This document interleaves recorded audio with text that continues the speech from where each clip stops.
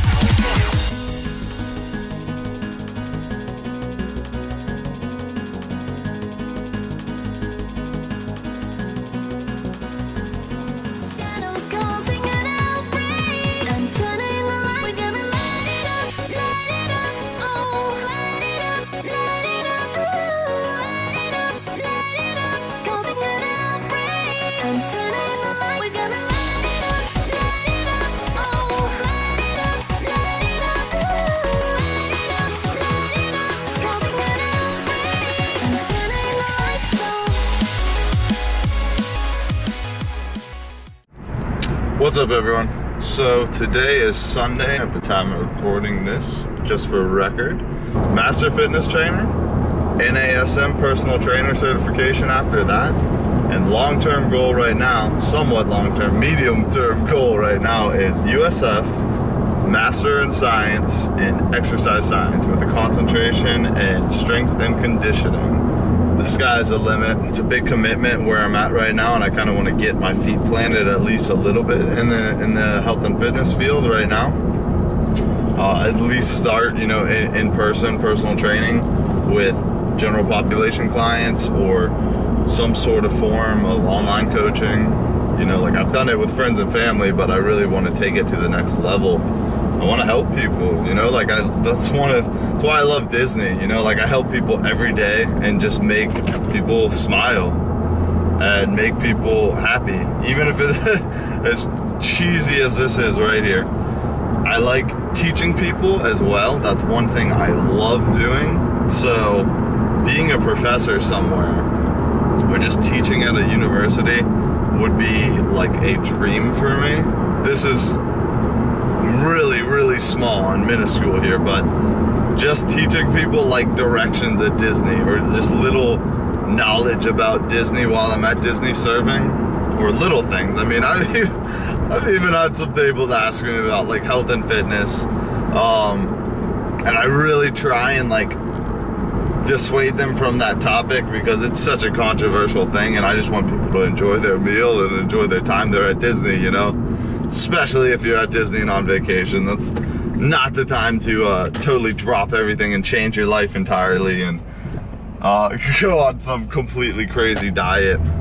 Not that that's what you have to do at all, because the small changes are the big changes, if that makes any sense. The small changes that you make on a regular, everyday basis equate to big results and big changes in the long term. The best way to truly make a sustainable change in your life is to just small little things you need to implement into your life. So if you're trying to completely change your diet and you want to get a completely new nutritional strategy to your life and lifestyle, you want to just change everything, going from one day eating, just pure crap and not having any tabs on your nutrition or anything like that, and then not going to the gym, doing no form of exercise, to just like the New Year's resolution. This is why they usually don't work out. You go from 0 to 1,000, just like that in the blink of an eye, because you're changing every single thing at once, and then you're just swept out from under, the rug's just swept out from under your feet because it's too much. So something that is more maintainable and more easily adhered to would be just change your breakfast, okay? Every day, just have don't even worry about calories at this point. Just a slow, tiny little changes, small little lifestyle habits or lifestyle changes, and then they soon become habits when you keep doing them on a consistent basis. So change your breakfast. Just do in your mind what you think is more nutritious or more healthy, okay? Like if you're eating Cinnamon Toast Crunch and chocolate milk and a glass of orange juice, change it to, like some oats and fruit, and then some sort of protein source, whether it be some sort of lean meat like turkey, or a whey protein, or Greek yogurt, something, just egg whites and eggs, something like that. And then work on your lunch next. When every day you can stick to an easy, nutritious, jam-packed full of vitamins and nutrients breakfast, then work on the lunch. And then, you replacing these things on a regular basis. Shoot, just changing your breakfast might be enough of a change in your lifestyle and your habits that it can get you great results. And then from there, you plateau a little bit, boom, change your breakfast and your lunch to 2 consistently great meals, 2 consistently nutritious and filling, vitamin and mineral rich foods and meals.